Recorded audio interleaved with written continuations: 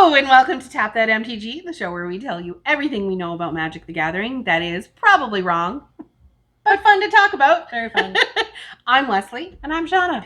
And today we are going to tell you 10 cards that we feel are undervalued, underappreciated, bottom of the barrel, but Totally not underrated. shouldn't be on bottom of the barrel. That's right. From Core 2020.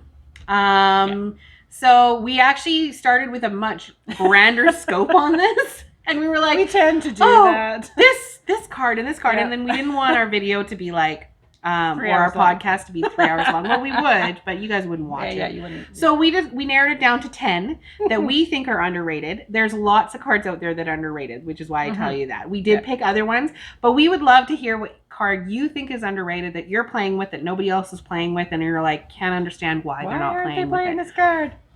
Okay, so let's jump into it. Okay. What's our first one? The first one is Cruel Celebrant, which is getting played a little bit more, but not as much as I think it should be. So with these creature decks, like when your creatures die, you gain a life and they lose a life. So I don't know. I think people are always killing your creatures, so why not play this card? Yeah, for our listeners that are not seeing this on the screen, what is Cruel Celebrant? It's whenever Cruel Celebrant or another creature or planeswalker you control dies, each opponent loses 1 life and you gain 1 life. So it's a nice little black-white card, and you have an awesome deck that uses this. I do. You get it on. Pact. Oh my gosh, it is. I don't swing. I just so sit there. Crazy. She just sits there, and as soon as it's on the battlefield, you're like, okay, I need to get rid of that. And then you remove it, and she puts another one, or then she has 2, and oh my gosh, it's just overwhelming and super amazing. And you know you've lost as soon as she starts playing it. I'm like, oh, it's this deck. Okay, I'm gonna lose, but I'm gonna have fun doing it. Don't let me. Yeah, exactly. Don't let me build up my army if I have that card out. And I'll just like do a board wipe. Yeah, sure. Go ahead, do a board wipe.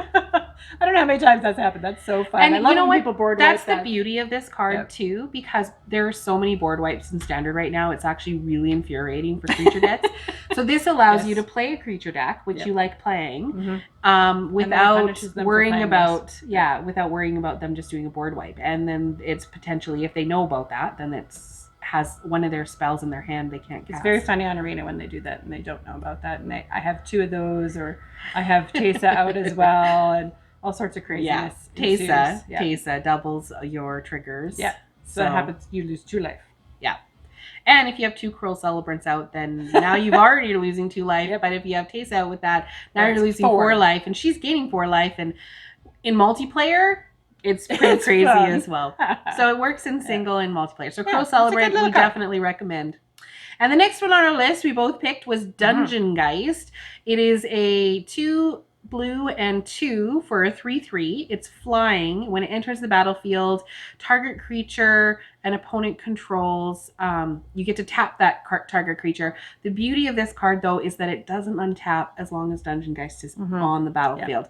So not only do you get a body that's a 3/3 flying, you also get to tap and basically exile one of their cards or get rid of one of their cards until they have a removal. Now, 3/3, which is I think why it maybe isn't getting played, you can kill a 3/3, but if there's any way that you can buff it up, or you have something that dive down, gives it hexproof till the end of turn, you can keep it. So there's lots of ways to protect it.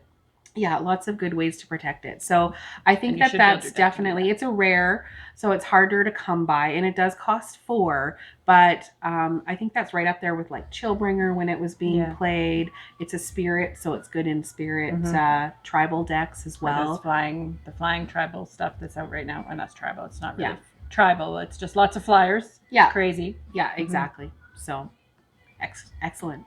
Yeah. The next card we have is Impassioned Orator. Not a lot of people are playing this card, and again, I like to play these kinds of cards that benefit from creatures being played. So this is a 1 and a white for a 2/2. So he's good just as a body. But whenever another creature enters the battlefield under my control, I gain 1 life. So that includes tokens. So this gets your life up there pretty quickly. Yes, there's more life gain out there right now. And I love that this triggers with a lot of the when you gain a life. So a Johnny's Pride Mate, which you can play or you can create within a Johnny.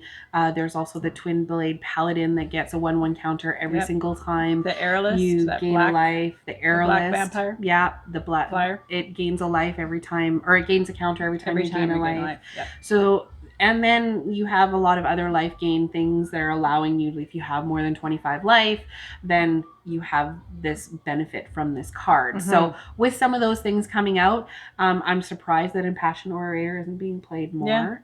But I definitely have it in all my life gain decks. It is very specific to a life gain deck. You have to want to build a deck like that, but you should, because it's underrated and it's fun. Yeah. Oh, Corpse Knight, yeah. So this one is a black and a white for a 2/2, so 2/2 for 2. But when another creature enters the battlefield under your control, each opponent loses a life. So another great card. We should have called this video Great Creature Deck Cards. Yeah. And maybe we just like creature decks. But it's a great little card that I don't think gets played enough, because this counts for, it doesn't say when you cast a creature card, it's when another creature enters the battlefield. You're playing tokens, any token deck. If this is in there, obviously you're going to be playing black-white tokens, but soldier tokens enter, vampire tokens enter, any tokens enter the battlefield, they lose a life. Yeah. So stuff, even just like, I'm going to create 3, you put this out there, the next turn you do a bunch of, this is a great little weenie deck card. So yeah. And I don't see it being played very much. No. And while we're talking about this card as well, there is some areas that this was misprinted. Oh, yes. Was it misprinted as a 2/3 or 3/2? I can't remember it's misprinted, but I think it was 3/2. Its power and toughness are printed wrong. It is a 2/2. So if you get this in a pack and you open it up, you have to go with the pre-release packs, wasn't it? Maybe, but you have to go with the Oracle text on that. So there's some Corpse Knights floating around there that maybe worth some money later on down the road because they were misprinted. Misprints can be worth some money, but it's worth playing. Yeah, definitely. Yeah. And the next little guy we were talking about earlier, it's the Blight Beetle. It's for 1 and a black. It's a 1/1. It's a little insect. Has protection from green, which a lot of times right now, there's a lot of green-ish decks out there right now. But creatures your opponents control can't have a +1/+1 counter on it. So this card is interesting because I read Blight Beetle ages ago. I've seen it around. I think a lot of people see it and they're like, okay, it's got protection from green and a bunch of text, and then they stop reading. Yes. And don't notice the 1/1 counter thing. So yeah, this card against pretty much all of my decks would be bad. Yeah. Because I play a lot of proliferate type things, and there's so many cards that you just want to get counters on, right? Like, it's just Proliferate is a big thing right now in Standard. It doesn't stop the Planeswalkers from getting getting counters, which is okay. But like even the life gain decks that we were talking about with like a Johnny's Pride, it's gaining a 1/1 counter every time you gain life. It's no longer gaining counters when you gain life. Twin Blade Paladin isn't. There's so many Merfolk deck that rely on gaining a counter and then being unblockable. Well, sorry, you can't have counters because I have Blight Beetle out. And it's a 2/2, so I love that it's also got protection from green because, again, those Merfolk for those of you that aren't sure what protection is, basically, you can't be dealt damage by, enchanted by, equipped by, blocked by, or targeted by anything that's green. A green color. And a multicolored card that is both green and blue is a green card. So you can block that. That would stop the Nisa thing. Yep. Those lands. Block those forests. Because they become creatures? I wonder, would that count? And then, that's a question. Then you give it Death Touch. Because there's that card that costs 1 that you just give something Death Touch. And then you kill their lambs. Because that's fun. I just think that, when I read that, I'm like, oh my gosh, that is totally underrated. Yeah, definitely. So, let us know what you create with that. Exactly. Irvine Reclamation, which is an enchantment for 3 and a black and a green, and it is whenever a creature you control dies, you gain 1 life and draw a card. So that whole black and green thing of letting your creatures die, getting back stuff from the graveyard, there's a lot of synergies happening there that I think is underrated. So I think being able to draw a card and stay alive a little bit longer. Yeah. Now, it's an enchantment, so I think that's one reason why it's underrated. Yeah.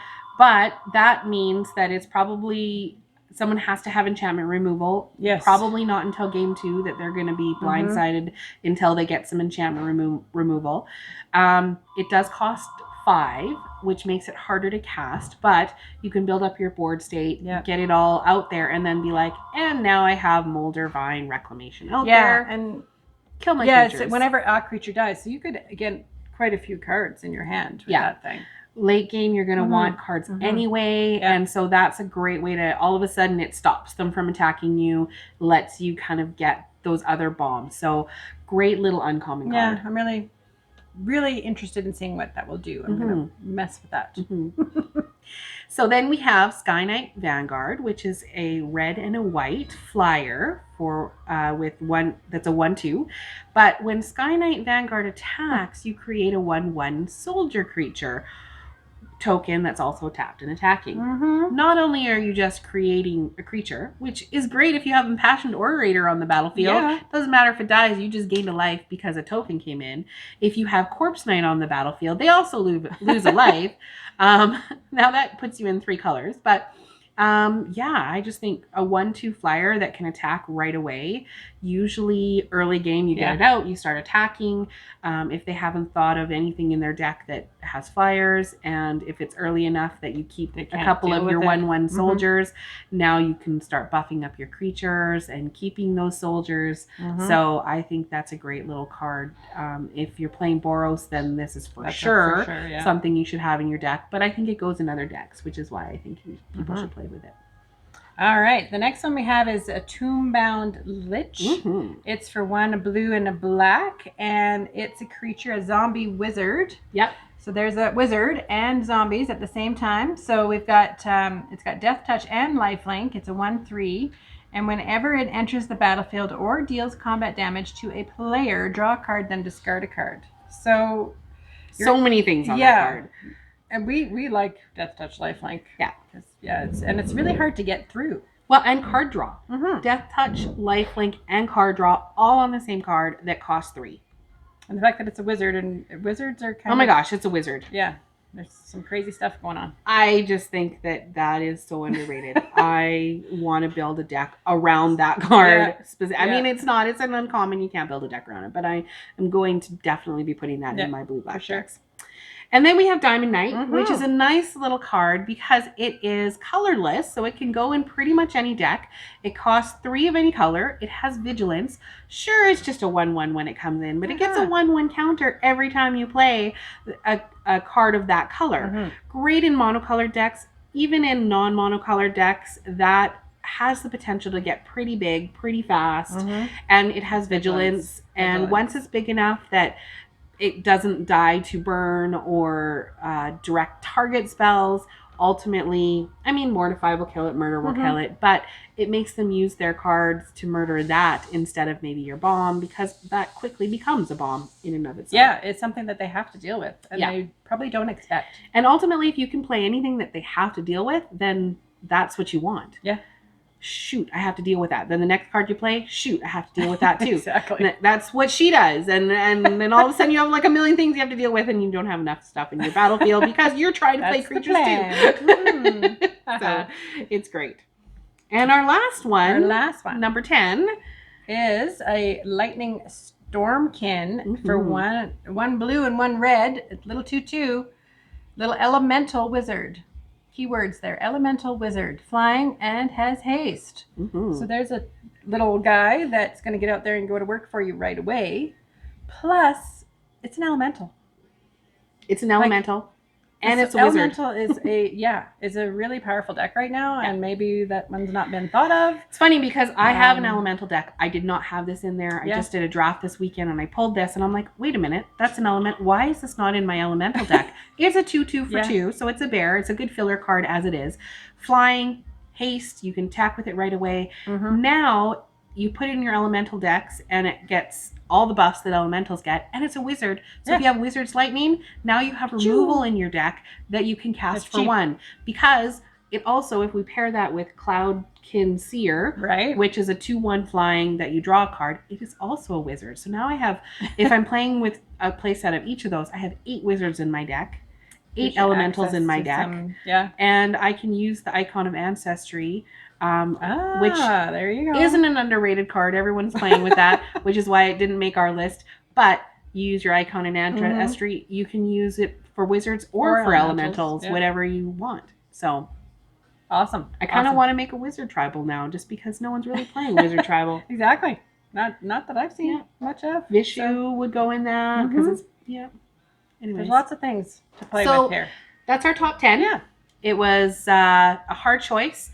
Well, I wouldn't say it's our top 10, but it's 10 that we think are underrated. And the list may change, and so, watch for future videos, but we want to hear what you have to say about those 10 cards or those cards that you think are underrated. Yeah. And, Yeah, and they're cheap.